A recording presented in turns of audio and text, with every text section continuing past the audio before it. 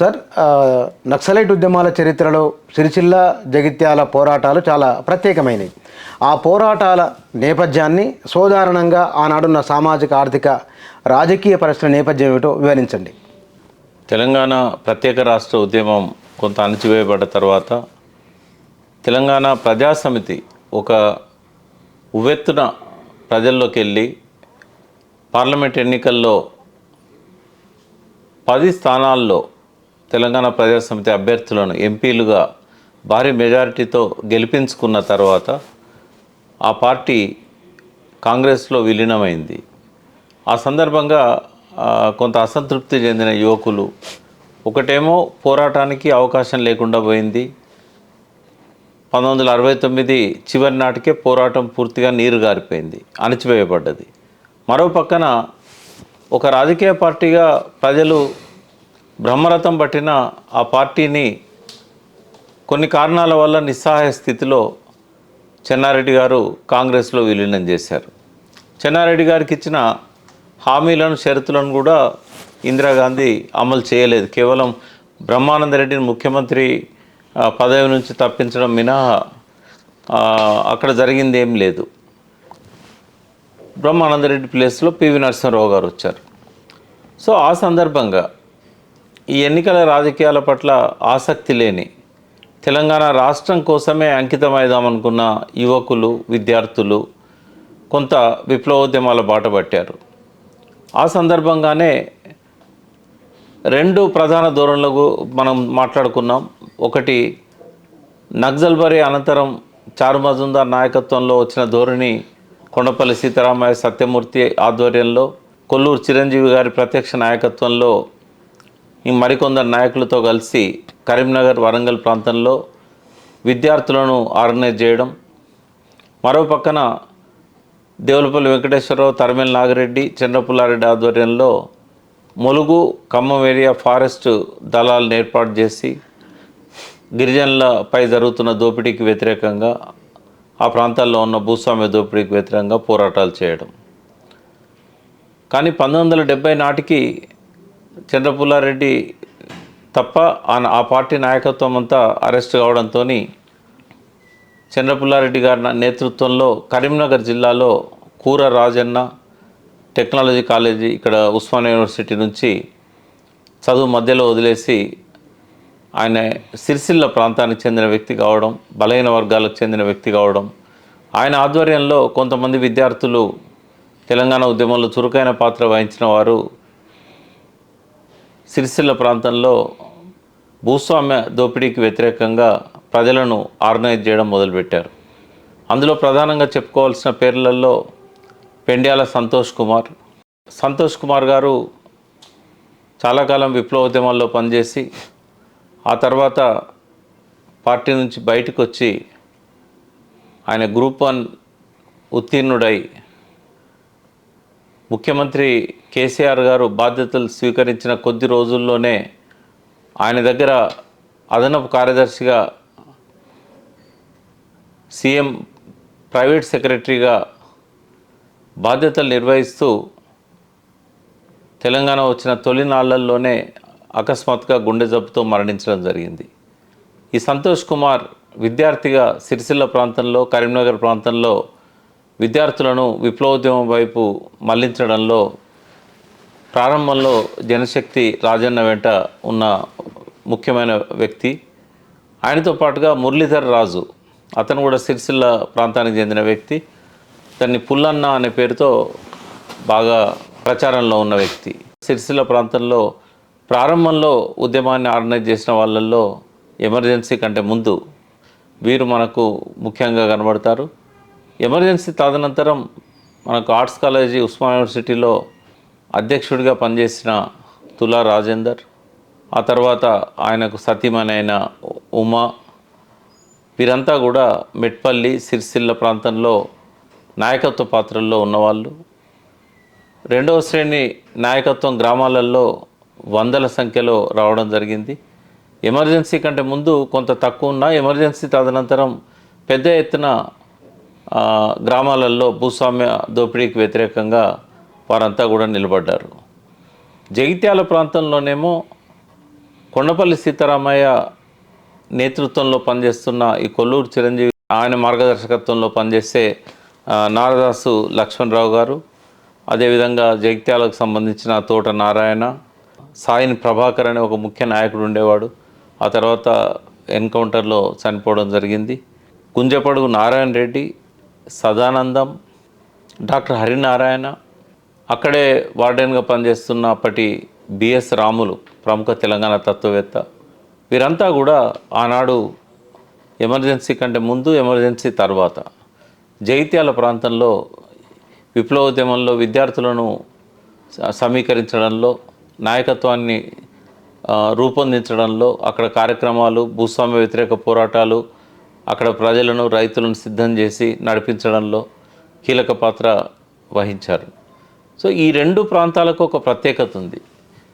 తెలంగాణ సాయుధ పోరాటం జరిగిన కాలంలో నల్గొండ, వరంగల్, ఖమ్మం, కరీంనగర్కు సంబంధించి హుస్నాబాద్ ఆ ప్రాంతం అంతా భూస్వామ్య దోపిడీకి వ్యతిరేకంగా ఆనాడు సాయుధ తిరుగుబాటు జరిగినప్పుడు ఆ వెట్టి చాకరీ కానీ, భూస్వామ్య దోపిడీ కానీ దాదాపు అంతమైందని చెప్పొచ్చు. కానీ సిరిసిల్ల, జగిత్యాల, మెట్పల్లి ఈ ప్రాంతం అంతా 1975 నాటికి కూడా వెట్టి చాకరీ ఉంది, రకరకాల భూస్వామ్య దోపిడీ రూపాలు ఉన్నాయి. ఇక్కడ సాయుధ పోరాటం జరగలేదు కాబట్టి ఆ తెలంగాణ కాలంలో నిజాం వ్యతిరేక పోరాటాలు ఇక్కడ అంతగా లేవు కాబట్టి వాళ్ళది యథేచ్ఛగా సాగుతూ వచ్చింది. ఒకే ఒక్క రాజకీయ పార్టీ అధికారంలో ఉండేది, కాంగ్రెస్ పార్టీ. వీరంతా కూడా భూస్వాములంతా కాంగ్రెస్ పార్టీ నాయకత్వాన పదవులలో ఉండేవారు, పోలీసులు వాళ్ళ చేతిలో ఉండేవారు. సో ఆ వెనకటి ఫ్యూడల్ వ్యవస్థను వారికి ఉన్న ఈ అధికార బలంతో, పాలనా యంత్రాంగం మద్దతుతోని వారు కొనసాగిస్తూ వచ్చారు. సో ఈ దొరల పెత్తనాన్ని ఈ ప్రాంతంలో మొట్టమొదటిసారిగా ప్రశ్నించింది ఈ సిరిసిల్ల, జగిత్యాల పోరాటాల కాలంలో విద్యార్థులుగా బయలుదేరి విప్లవ నాయకులుగా ఎదిగిన ఇందాక నేను చెప్పిన ఈ వ్యక్తులు మాత్రమే. గ్రామాలలో రైతు కూలీ సంఘాలు ఏర్పాటు చేశారు. అదేవిధంగా 1975 జూన్ నాటికే నిర్మాణయుతమైన పోరాటం ఇంకా ముందుకు సాగుతున్న దశలో ఇందిరాగాంధీ దేశవ్యాప్తంగా ఎమర్జెన్సీ విధించడంతో ఇక్కడ బ్రేక్ పడింది. సిరిసిల్లలో కానీ, జగిత్యాలలో కానీ దొరికిన వాళ్ళని దొరికినట్టుగా అరెస్ట్ చేయడం, మిగిలిన వాళ్ళు రహస్య జీవితాన్ని పోవడం, రహస్య జీవితంలో ఉన్న వాళ్ళు చాలామంది అరెస్ట్ కావడం. ఎమర్జెన్సీ ఎత్తేసిన తర్వాత 77లో చాలామంది కోర్ట్స్లలో బెయిల్ తీసుకొని బయటికి వచ్చిన తర్వాత మళ్ళీ మరొకసారి ఈ సిరిసిల్ల, మెట్పల్లి, జగిత్యాల ప్రాంతాలలో మళ్ళీ వారి కృషి కొనసాగింది. నారదాసు లక్ష్మణరావును కానీ, అల్లం నారాయణను కానీ, ఇంకా కొంతమంది వారి సహచరులను కానీ ఎమర్జెన్సీలో అరెస్ట్ చేసి ఎంత చిత్రహింసలు చేసినా, నెలల కొద్దీ పోలీస్ కస్టడీలో వారిని వేధించిన, జైల్లో పెట్టిన వారు మళ్ళీ బెయిల్ తీసుకొని బయటకు వచ్చిన తర్వాత ఈ ఉద్యమాలను ఆర్గనైజ్ చేస్తూ విప్లవోద్యమం వైపే నడిచారు. ఆ సమయంలో ఒక 2-3 ముఖ్యమైన పరిణామాలు ఏంటంటే, రైతు కూలీలంతా కూడా పెద్ద పెద్ద ఊరేగింపులు తీస్తూ దొరల పెత్తనాన్ని బహిరంగంగా వారికి హెచ్చరికలు చేయడం, ఇంకా దొరల జూలుం నడవదని, గూడంజయ్య రాసిన పాట ఊరు మనదిరా, వాడ మనదిరా, దొర ఏందిరా, వాడి పోకడేందిరా అని చెప్పి బహిరంగంగానే పాటలు పాడుతూ, ఎందుకంటే ఎమర్జెన్సీ తదనంతరం ఒక స్వేచ్ఛా వాతావరణం దేశవ్యాప్తంగా వచ్చింది. కేంద్రంలో జనతా పార్టీ అధికారంలోకి రావడం, జయప్రకాష్ నారాయణ్ ఆయన మద్దతుతోని మొరార్జీ దేశాయ్ ప్రధాని కావడం, ఎమర్జెన్సీ అత్యాచారాల మీద కమిటీలు వేసి అరాచకాలన్నీ రోజుకొక్కటి చొప్పున పేపర్లలో వస్తూ ఉంటే ఒక స్వేచ్ఛాయుత వాతావరణం ఆ రోజు కనబడింది. సో ఇక్కడ తెలంగాణ ప్రాంతంలో జరిగిన వాటి మీద కూడా గిరాయిపల్లి హత్యలకు సంబంధించి పోలీసు బూటకపు ఎన్కౌంటర్కు సంబంధించి తార్కుండే కమిటీ, తార్కుండే అని అప్పటికే పేరు పొందిన న్యాయమూర్తి, ఆయన ఆధ్వర్యంలో కేజీ కన్నాభిరాన్, పౌరోకుల సంఘాలు ఆ గిరాయిపల్లి సంఘటనే కాకుండా అప్పుడు ఎన్కౌంటర్లు, బూటకపు ఎన్కౌంటర్లలో మరణించిన వారి గురించి విచారణలు జరపడం, మరోపక్క నిజ నిర్ధారణ కమిటీలు ఈ ఆధారాలన్నీ బయటపెట్టడం, సాక్ష్యాధారాల కోసం గ్రామాలలో తిరగడం. సరిగ్గా కొద్ది రోజుల్లోనే రాష్ట్రంలో ఎన్నికలు జరిగి చెన్నారెడ్డి గారు ముఖ్యమంత్రి కావడం, ఆయన కూడా నక్సలైట్లకు స్వేచ్ఛ ఇస్తూ సభలు పెట్టుకోవడానికి అనుమతి ఇవ్వడం, వీళ్ళంతా కూడా బహిరంగంగా వచ్చి ఈ కార్యక్రమాలు నిర్వహించే పరిస్థితి అక్కడ జరుగుతూ ఉండే. కానీ జగిత్యాల, సిరిసిల్ల ప్రాంతంలో మాత్రం ఒక ప్రత్యేక పరిస్థితి. రైతు కూలీలు ఎప్పుడైతే ఆర్గనైజ్ అవ్వడం మొదలుపెట్టారో, దొరల చేతుల్లో అక్రమంగా లాక్కున్న ప్రజల భూములను ఈ రైతు కూలీ సంఘాల ద్వారా, వెనకాల ఉన్న ఈ విప్లవ పార్టీల ద్వారా తిరిగి తమ స్వాధీనంలోకి ప్రజలు తెచ్చుకోవడం మొదలుపెట్టారో, వెట్టి చాకిరీని వ్యతిరేకించారో, ఈ దొరలంతా మళ్ళీ చెన్నారెడ్డి దగ్గర పోయి ఈ కల్లోలిత ప్రాంతాల చట్టం కింద ఒక జీవో తీసుకొచ్చి పోలీస్ క్యాంపులు పెట్టి తీవ్రమైన నిర్బంధాన్ని ప్రయోగించడం మొదలుపెట్టారు. ఎమర్జెన్సీ కంటే ముందు నుంచి కూడా చేసిన కృషి అంతా కూడా మళ్ళీ ఒకసారి నిర్బంధానికి, ఎమర్జెన్సీలో, తర్వాత కల్లోలిత ప్రాంతంగా డిక్లేర్ చేసినప్పుడు, కల్లోలిత ప్రాంతం ఏర్పాటు చేయడానికి వారు చూపిన సాకులన్నీ కూడా ఏంటంటే, జగిత్యాల జైత్రయాత్ర పేరుతోని 1978లో ఒక పెద్ద ఎత్తున కార్యక్రమాన్ని ఆనాడు తీసుకోవడం జరిగింది.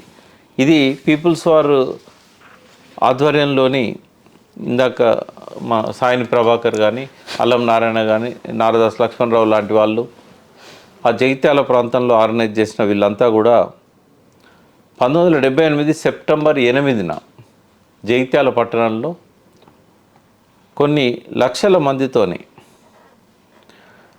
గ్రామాలలో బాగా లక్షల మందిలోకి జగిత్యాల జైత్రయాత్రకు రావాలని చెప్పి ఒక పెద్ద క్యాంపెయిన్ చేయడం జరిగింది. ప్రతి గ్రామానికి విద్యార్థులు కూడా వెళ్ళి ప్రజలను, ఈ దోపిడీకి గురవుతున్న వాళ్ళను జైత్యాలకు రావాలని ఆహ్వానించారు. స్వచ్ఛందంగా దాదాపు 35,000 మంది ఈ సెప్టెంబర్ 8న 1978 జగిత్యాలకు ఉదయం నుంచే రావడం మొదలై పెద్ద పెద్ద ర్యాలీల ద్వారా సాయంత్రానికల్లా జగిత్యాల పట్టణం అంతా నిండిపోయింది. ఒక చిన్న పట్టణం, 35,000 మంది బయటి గ్రామాల నుంచి, ఆ స్థానికంగా ఉన్న వాళ్ళంతా రావడంతో ఇంకా ఒక పెద్ద విప్లవ వాతావరణంలో ఆ సభ జరిగింది. వరవరరావు లాంటి వాళ్ళు ఆ సభలో ప్రసంగించారు. ఇది ఆ చుట్టుపక్కల గ్రామాలలో పోరాటాలు చేసేవారికి మళ్ళీ ఆక్సిజన్ ఇచ్చింది. ఈ నిర్బంధాన్ని ఎదుర్కొంటూ కూడా ప్రజలు అనేక ప్రయోజనాలు పొందగలిగారు. వెట్టి చాకిరీ నిర్మూలించడం కావచ్చు, ఈ భూస్వామ్య దోపిడీని వ్యతిరేకించే క్రమంలో వారి హక్కులను వారు పరిరక్షించుకోవడం, ఇవన్నీ కూడా మనకు కనబడతాయి. సిరిసిల్లలో కూర రాజన్న నాయకత్వంలో అక్కడ కూడా ఇలాంటి పెద్ద పెద్ద రైతు కూలీ సభలు, రైతు కూలీ సంఘాలు, వాటి ఆధ్వర్యంలో అనేక కార్యక్రమాలు అక్కడ కూడా మనం చూడవచ్చు. ఈ ఉద్యమం అంతటితో ఆగకుండా నిర్బంధం వచ్చినప్పుడు సిరిసిల్ల జగిత్యాలలో అక్కడ బహిరంగంగా కార్యక్రమాలు చేసే అవకాశాలు లేక, ఈ జగిత్యాల నుంచి ఈ కొండపల్లి సీతారామయ్య నాయకత్వంలో పనిచేసిన కార్యకర్తలు, నాయకులు ఆదిలాబాద్, నిజామాబాద్ వైపు వారు తమ ఉద్యమాన్ని విస్తరించారు. ఎందుకంటే కల్లోలిత ప్రాంతం ఈ సిరిసిల్ల, జగిత్యాల వరకే ఉంది కాబట్టి ఆ పై ప్రాంతాలలో కొంత స్వేచ్ఛా వాతావరణం వాళ్ళకు కనబడింది. అక్కడ ఈ ఉద్యమాన్ని విస్తరించారు. కూర రాజన్న ఆధ్వర్యంలో ఉన్న నాయకులు ఈ హుజురాబాదు, హుస్నాబాదు, మళ్ళీ వరంగల్లు, ఈ ప్రాంతానికి మళ్ళీ అటవీ ప్రాంతాల వైపు వారి కార్యక్రమాలను విస్తరించారు.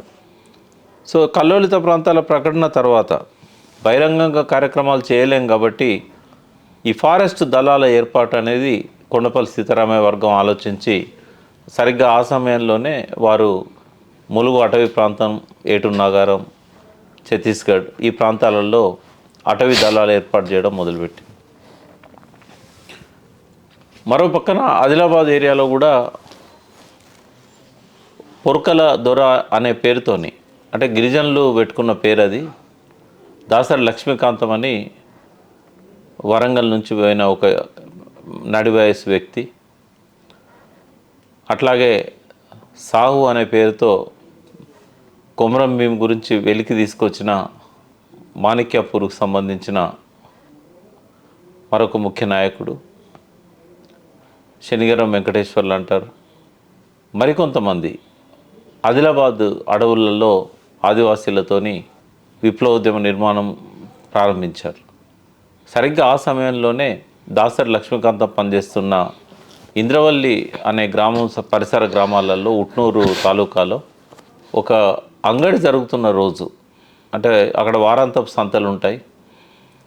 ఆ సంత జరుగుతున్న రోజు చుట్టుపక్కల గ్రామాల నుంచి అంతా ఆదివాసీలు రావాలని చెప్పి ఆయన పిలుపు ఇవ్వడం, ఒక మీటింగ్ పెట్టుకుందాము, ఎందుకంటే అంగడికి ఎట్లాగూ వేల సంఖ్యలో ఆదివాసీలు వస్తారు, అక్కడే మీటింగ్ పెట్టుకున్నట్టయితే అందరూ తమ మాటలు వినే అవకాశం ఉంటుందని చెప్పి ఈ దాసరి లక్ష్మీకాంతం ఒక ప్రయత్నం చేశాడు.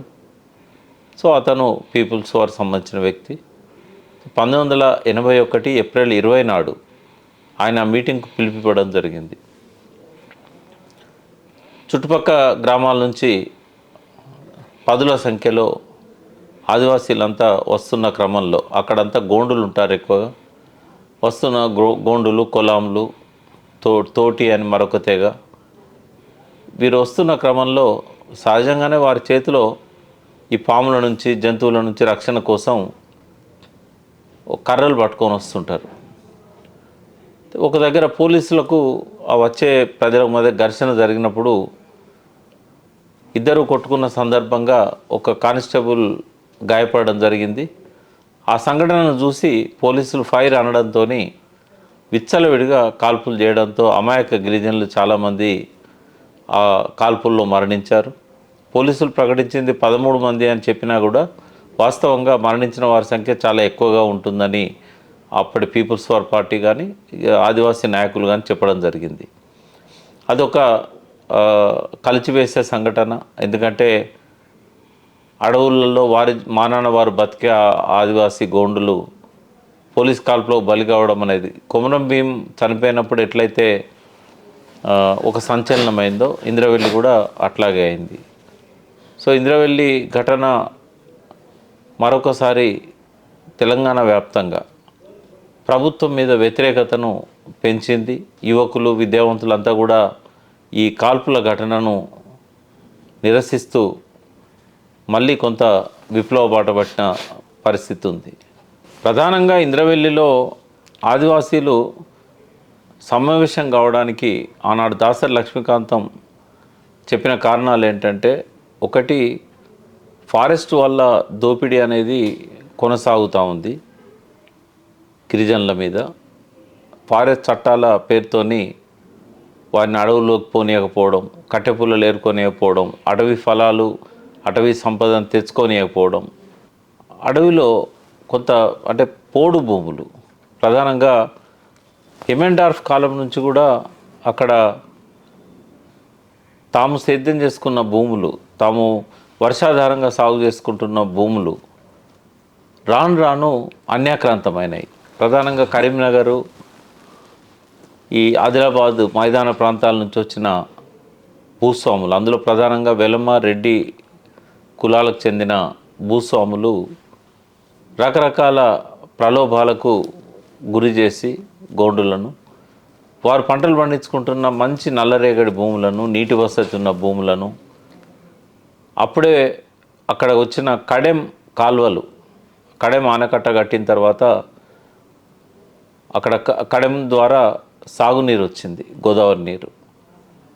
వాటి కింద ఆనాటి గిరిజన భూములన్నింటినీ కూడా ఏదో తక్కువ ధరకు అప్పుల పాలైన గిరిజనులకు డబ్బు ఆశ చూపావు, లేకుంటే మాకు పట్టాలు ఉన్నాయని మరో కారణమో తప్పుడు పత్రాలు చూపావు ఈ దొరల పేరు మీదకి ఆ భూములను వారి చేతుల్లోకి తెచ్చుకోవడం జరిగింది. ఈ అన్యాక్రాంతమైన భూములను తిరిగి ఈ గోండులు స్వాధీనం చేసుకోవాలని దాసరి లక్ష్మీకాంతం పిలిపివ్వడం జరిగింది. ఈ నాన్ ట్రైబల్ దోపిడీకి వ్యతిరేకంగా కూడా ఆనాడు ఆదివాసీలంతా కూడా ఒకటయ్యారు. అదే కాకుండా వారు అప్పటికి పోడు చేసుకుంటున్న భూముల మీద వారికి హక్కులు కావాలని కూడా దాసరి లక్ష్మీకాంతం గిరిజనులతోని అనేక అర్జీలు పెట్టించాడు. సో మాకు భూమి వస్తుంది, మాకు అటవీ సంపద మీద హక్కు వస్తుంది, ఫారెస్ట్ వాళ్ళ దోపిడీ పోతుంది, నాన్ ట్రైబల్స్ దోపిడీ పోతుంది. ఇట్లాంటి పోలీస్ జులుం కూడా బాగానే ఉండేది ఆ గ్రామాల మీద. వీటి నుంచి తమకు ఒక రక్షణ కావాలి, తమ హక్కులు స్థిరీకరించబడాలి. సో అక్కడ సమావేశం పెట్టుకొని మాట్లాడుకుందామని చెప్పి ఆ రోజు వారు దాసరి లక్ష్మీకాంతం గారి పిలుపును అనుసరించి అక్కడికి రావడం జరిగింది. ఈ జగిత్యాల సిరిసిల్ల ప్రాంతంలో సరే అనేక సంఘటనలు జరిగినా కూడా భూస్వాములు తుపాకులు పట్టుకొని ప్రజల మీద కాల్పులు చేసిన సంఘటనలు జరిగాయి. మనకు చిన్నమెట్టుపల్లి అనే గ్రామంలో జగన్మోహన్ రావు అనే ఒక భూస్వామి నేరుగా రైతులపైనే తనకున్న లైసెన్స్డ్ తుపాకీతో కాల్పులు చేసిన సంఘటన ఉంది. లొత్తునూరు అనే గ్రామంలో భూస్వామి జగ్గారావు సంఘం కార్యకర్తలపై కాల్పులు జరిగినప్పుడు పోచాల అనే వ్యక్తి ఆ కాల్పుల్లో మరణించాడు. ఒక 2000 మంది రైతులు ఆ రోజు ఆ గ్రామంలో ఊరేగింపు తీస్తున్నప్పుడు ఈ కాల్పులు జరగడం, తర్వాత రైతులంతా ఆ భూస్వామి కుటుంబాల మీద దాడులు చేయడం, వాళ్ళ గడిలను ధ్వంసం చేయడం, ఇట్లాంటివి కూడా అనేక సంఘటనలు జరిగాయి. ఏ గ్రామంలో చూసినా కూడా ప్రత్యక్షంగా భూస్వాములకు రైతు కూలి సంఘం కార్యకర్తలకు ఒక యుద్ధ వాతావరణమే నెలకొని ఉండేది. కోరుట్ల ఏరియాలో కూడా ఇట్లాంటి సంఘటనలు చాలా జరిగాయి. దాదాపుగా 75 గ్రామాలలో ఉన్న రైతుల మీద దాదాపు 2000 మంది రైతుల మీద పోలీసులు అక్రమ కేసులు పెట్టి జైళ్ళల్లో పెట్టడం జరిగింది. అందులో 800 మంది రైతులు జైళ్ళల్లో చాలా కాలం ఉన్నారు. ఏ ఒక్క సంఘటన జరిగినా కూడా భూస్వామికి వ్యతిరేకంగా 100 మంది పైన, 200 మంది పైన, 300 మంది పైన ఊరు మొత్తాన్ని కేసులో పెట్టి జైళ్ళల్లో బంధించడం అనేది ఆనాడు జగిత్యాల సిరిసిల్ల ప్రాంతంలో జరిగింది. ఇంత వ్యతిరేకత ఉన్నా కూడా గర్వంగా చెప్పుకోగలిగిన చరిత్ర ఏంటంటే వందలాది సంవత్సరాలుగా వేళ్ళూనుకొని ఉన్న ఫ్యూడల్ వ్యవస్థ, ప్రత్యేకించి భూస్వామ్య ఆగడాలు, వెట్టిచాకిరి వంటి ఇతర ప్రాంతాల్లో తొలగివేయబడ్డ దోపిడీ రూపాలు, అధిక వడ్డీకి ప్రజల ఆస్తులను, ప్రజల పండించిన పంటల్ని దోచుకునే ఆ భూస్వామ్య మనస్తత్వాన్ని కూకటి వేళ్లతో పెకిలించిన చరిత్ర సిరిసిల్ల జగిత్యాల ఉద్యమాలది. మొత్తంగా జగిత్యాల, సిరిసిల్ల ఈ ప్రాంతాలలో ఏదైతే విద్యార్థులు రాజేసిన నిప్పురవ్వే దావానలమై రగిలి అది ఆదిలాబాద్, నిజామాబాదు, ఇటు కరీంనగర్, వరంగల్లు, మళ్ళీ అటవీ దళాలు, ఇవన్నిటికీ ఒక కారణభూతమైందని చెప్పవచ్చు. ఎమర్జెన్సీ కంటే ముందు, ఎమర్జెన్సీ తర్వాత గ్రామాలకు తరలండి అనే పేరుతోని పెద్ద ఎత్తున ఒక క్యాంపెయిన్ని ఆ రోజు ఈ విప్లవ పార్టీలు నిర్వహించాయి. ఇందులో ప్రధానంగా విద్యార్థులే పాల్గొనడం జరిగింది. మనకు మంతిని తాలూకాలో ఎమర్జెన్సీ తదనంతరం ఈ గ్రామాలకు తరలండి అనే క్యాంపెయిన్లో పాల్గొన్న విద్యార్థులే ఆ తర్వాత జగిత్యాల జైత్రయాత్ర, జగిత్యాల సిరిసిల్ల ప్రాంతాలలో భూస్వామ్య వ్యతిరేక పోరాటాలకు నాయకత్వాన్ని అందించగలిగారు. సో ఈ సీక్వెన్స్ అంతా చూసినప్పుడు తెలంగాణ ప్రత్యేక రాష్ట్ర ఉద్యమంలో చురుకైన పాత్ర వహించిన వారు. ఆ ఉద్యమం విఫలం కావడంతో విప్లవోద్యమాల బాట పట్టడం,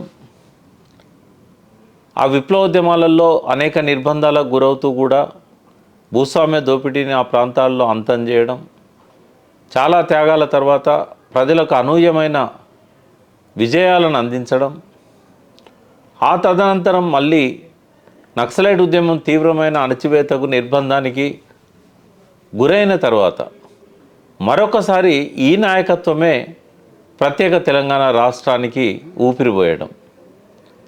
అంటే ఏ ఉద్యమం అయితే వారిని సృష్టించిందో మళ్ళీ వారి చేతుల్లోనే ప్రత్యేక రాష్ట్ర ఉద్యమం ఊపిరి పోసుకోవడం అనేది ఈ 30 ఏళ్ళ విప్లవోద్యమాల చరిత్రకు ఆది అంతమని చెప్పవచ్చు.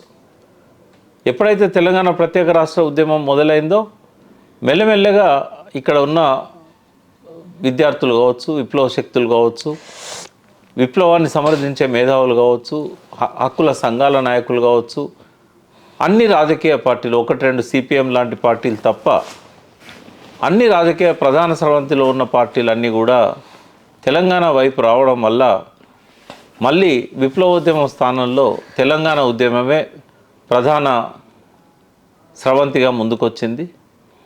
సో తెలంగాణ నుంచి మళ్ళీ తెలంగాణ వరకు అని చెప్పుకోగలిగితే 50 ఏళ్ళ చరిత్రలో మధ్యలో ఈ విప్లవోద్యమం మనకు కనబడుతుంది.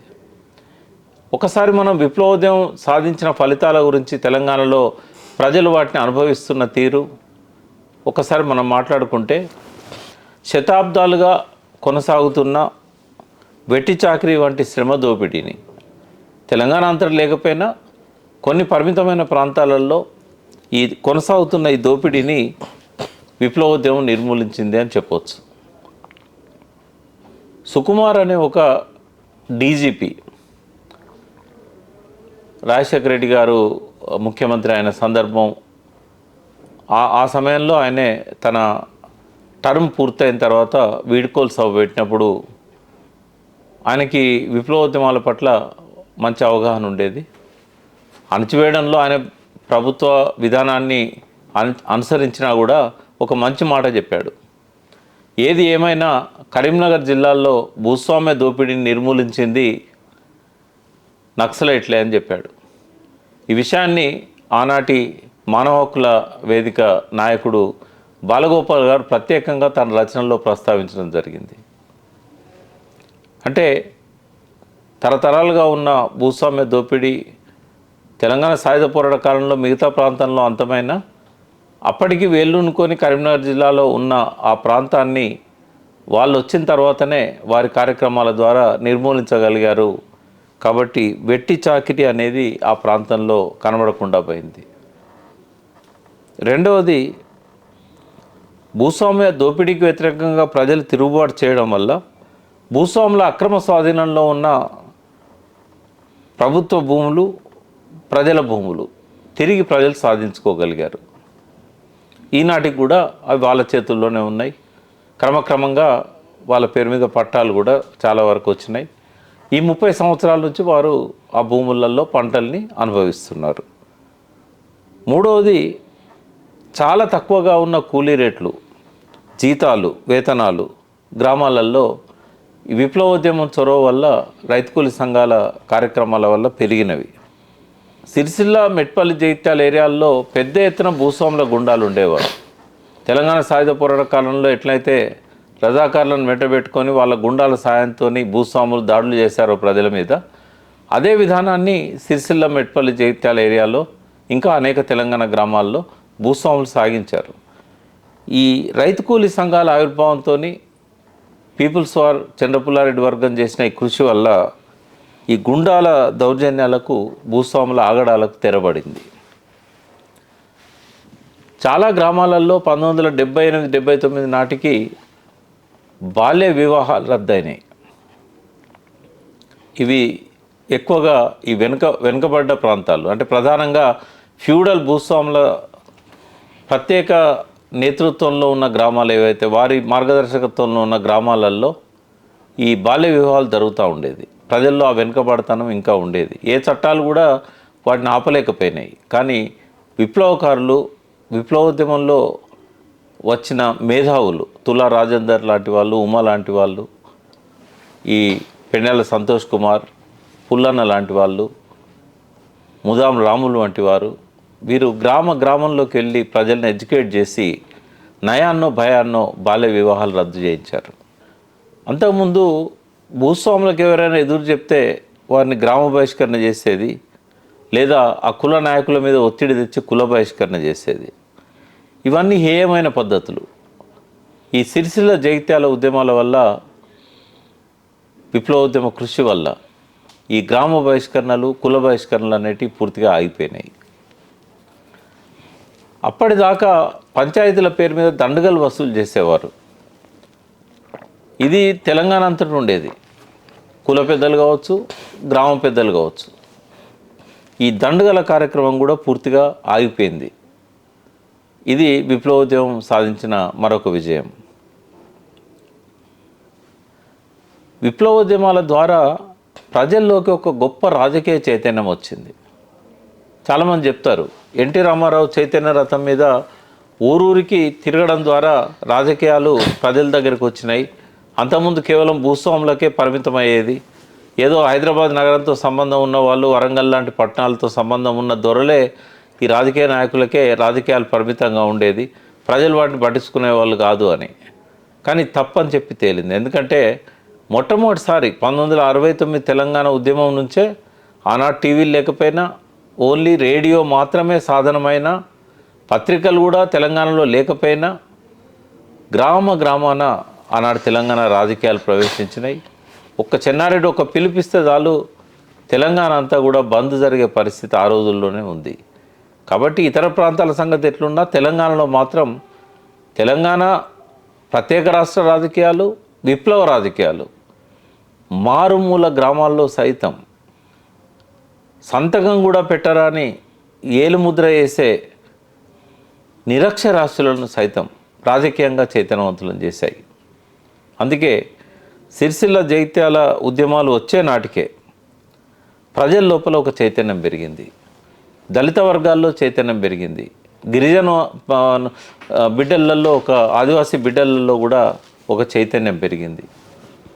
ఎన్నో లంబాడి తండాలల్లా, ఎన్నో ఆదివాసీ తండాలల్లా పిల్లల్ని చదివించాలి. ఎందుకంటే ఈ నక్సలైట్లలో ఉన్న పీపుల్స్ వార్ వర్గం కావచ్చు, చంద్రపులాయుడు వర్గం కావచ్చు, వారు ప్రోత్సహించారు. ప్రతి పిల్లవాడిని కూడా చదివించండి, చదువు లేకపోతే, ఆ చైతన్యం లేకపోతే బతకలేరు అని చెప్పి, ఉద్యోగాల కోసమే కాదు, బతకాలన్నా, ఈ దొరల దౌర్జన్యాలను ఎదిరించి బతకాలన్నా కూడా చదువు అనేది చాలా అవసరం అని చెప్పి వారు పాఠశాలలో వారిని చేర్పించేవారు. రాత్రి పాఠశాలలో కూడా వారే అనేక మంది విప్లవ నాయకులే రాత్రిపూట స్కూల్లో పెట్టి పాఠాలు చెప్పేవారు. ఇది శ్రీకాకుళం విప్లవోద్యమంలో మొదలైంది ఈ ధోరణి. వెంపటపు సత్యం అనే ఒక ఉపాధ్యాయుడు ఆడ ఆదివాసీలను శ్రీకాకుళంలో సంస్కరించే క్రమంలో వారికి క్షౌరాలు చేయడం నేర్పడం దగ్గర నుంచి ఆయనే కత్తిబట్టి గడ్డాలు గీచేవాడు, క్షౌరాలు చేసేవాడు. ఈ రకంగా పరిశుభ్రంగా ఉండాలి, మంచి బట్టలు వేసుకోవాలి, ప్రతి ఒక్కరు చదువుకోవాలని చెప్పి ఆయనే పాఠాలు చెప్పేవాడు, సహజంగా ఉపాధ్యాయుడు. సో ఆదిపట్ల కైలాసం, వెంపటపు సత్యం శ్రీకాకుళంలో ఏదైతే ప్రారంభించారో ఆ సిరిసిల్ల జగిత్యాల ప్రాంతంలో, ఆదిలాబాద్ అడవులలో కూడా విప్లవకారులు దాన్ని అనుసరించారు. సో ఆ రకంగా విద్యా చైతన్యం అనేది విద్యార్థులలో వారి తల్లిదండ్రులకు నేర్పించి ఆ పిల్లల్ని చదివించడానికి వారు హెల్ప్ చేశారు. వరంగల్ లాంటి, కరీంనగర్ లాంటి పట్టణాల్లో గుండాయిజాన్ని పూర్తిగా అంతరించేలాగా విప్లవకారులు కృషి చేశారు. తెలంగాణ గ్రామీణ ప్రజల్లో చట్టాల ద్వారా వారికి లభించిన హక్కుల గురించి వారికి ఒక అవగాహన ఏర్పడడానికి కూడా ప్రశ్నించే తత్వం అనేది అన్నిటికంటే ప్రధానంగా ఈ విప్లవోద్యమాల వల్లనే ప్రజల్లో చాలా వరకు వచ్చిందని చెప్పవచ్చు. గ్రామీణ ప్రాంతాల్లో అంతకుముందు దొర చెప్పిందే న్యాయం. వారికి ఏం హక్కులు ఉన్నాయో తెలియదు, రాజ్యాంగ హక్కుల గురించి తెలియదు, వారికి ఐపీసీ ద్వారా ఎవరెవరు ఏ నేరాలు చేస్తున్నారు, వారికి ఎటువంటి శిక్షలు ఉంటాయి, దొర దండగేస్తే దండ కట్టడం తప్ప ఈ చట్టాల పట్ల కనీస జ్ఞానం లేకుండా ఇదంతా కూడా విప్లవోద్యమాల ద్వారా వాళ్ళకు వచ్చిన అవగాహన, చైతన్యం.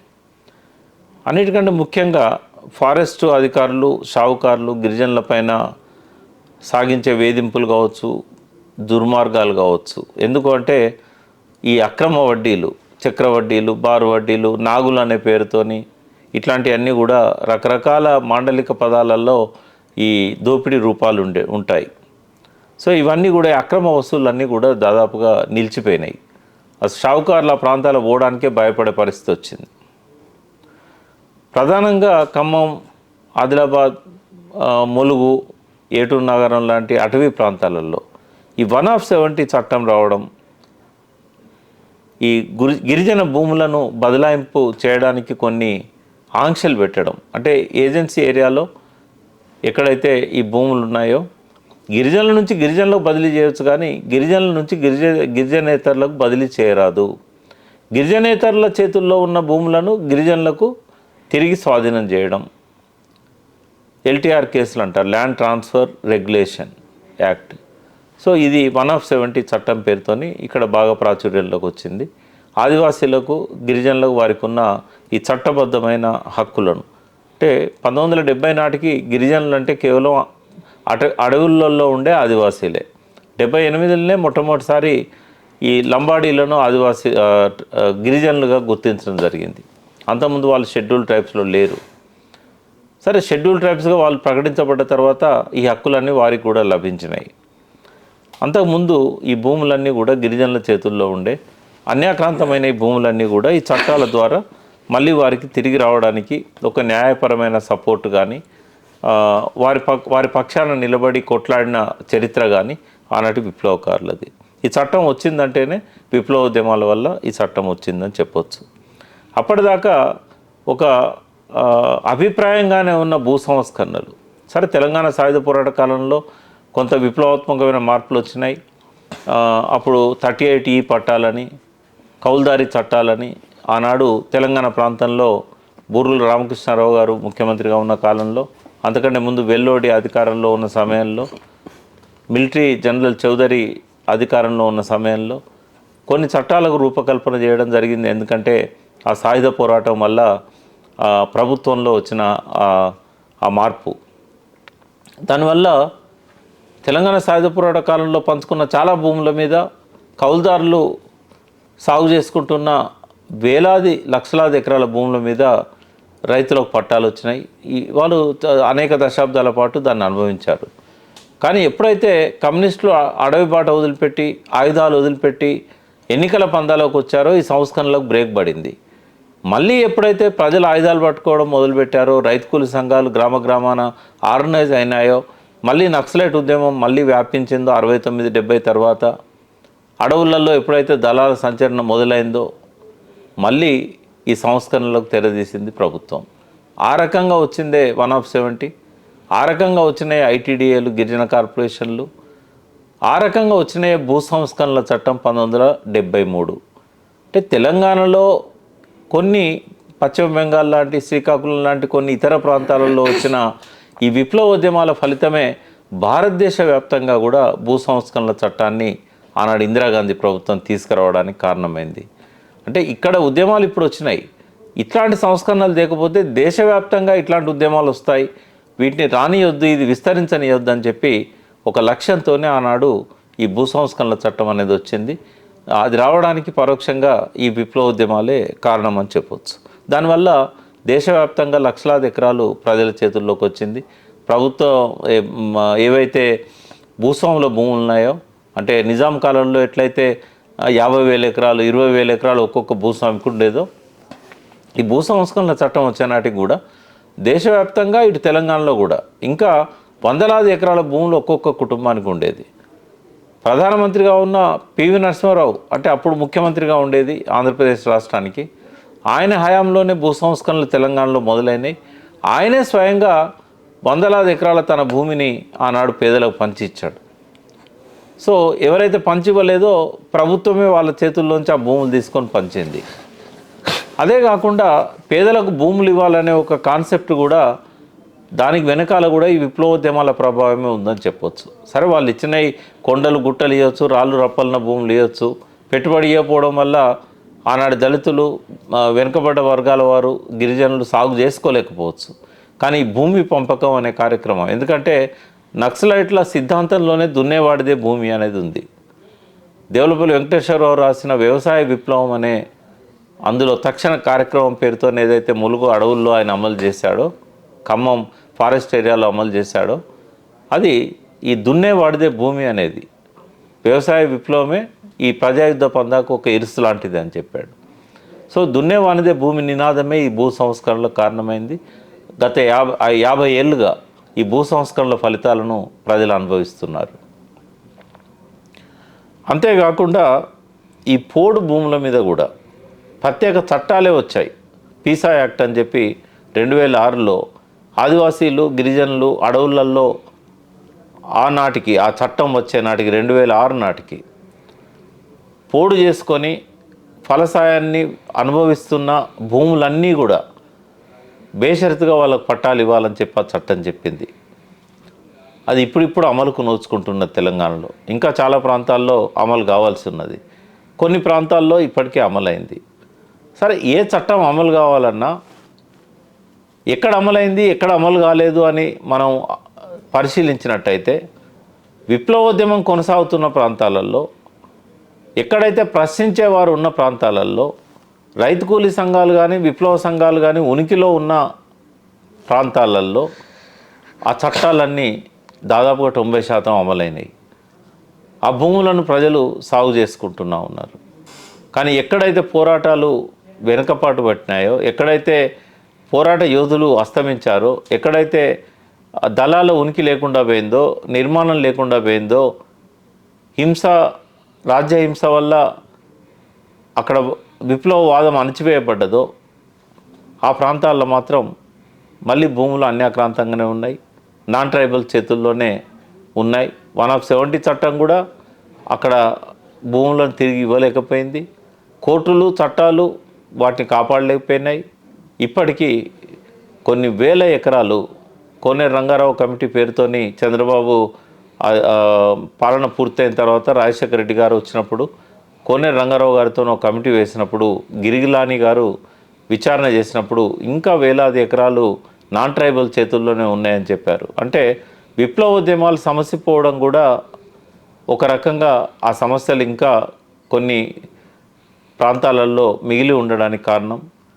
ప్రజలు తమ హక్కులను రక్షించుకోవడానికి కూడా ఈ ఉద్యమాలను కొనసాగించి ఉంటే ఇప్పటికీ ప్రతి ఎకరం భూమి కూడా వాళ్ళ చేతుల్లోకి వచ్చేది.